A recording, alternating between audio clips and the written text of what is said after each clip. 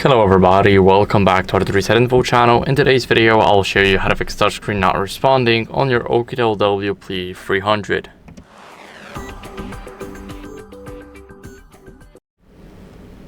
So first, what you guys want to do is go over and remove the screen protector or case because it can cause the interference. Now, as you guys can see, my screen protector is cut out a bit here, but it's normal. Now make sure that it does not cover the edges of the phone. If you have a case for it, then definitely make sure to take it off because the phone itself is so big that nothing will happen to it. Now, if the screen protector is going off to the sides here, then make sure to remove it and apply a new one. And after that, what you guys want to do is grab a microfiber cloth and clean your screen with it. So I have it right here. Let's give it a few swipes. So 4 swipes is definitely enough for the entire screen. Now it's clean, and what we want to do next is restart our device. So hold the power button and tap restart and then OK.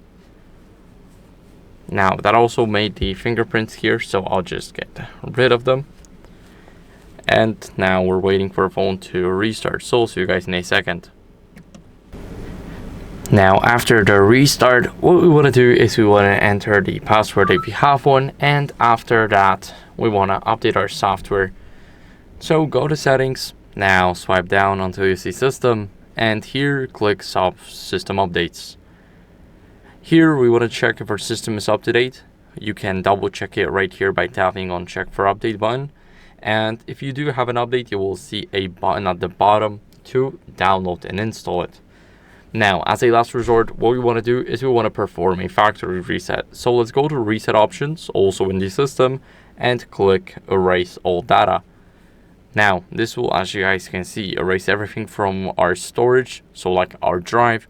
So we will get rid of our Google account, the app data and settings, downloaded apps, photos, videos, and etc. So if you click here and confirm your pattern, then everything will be done.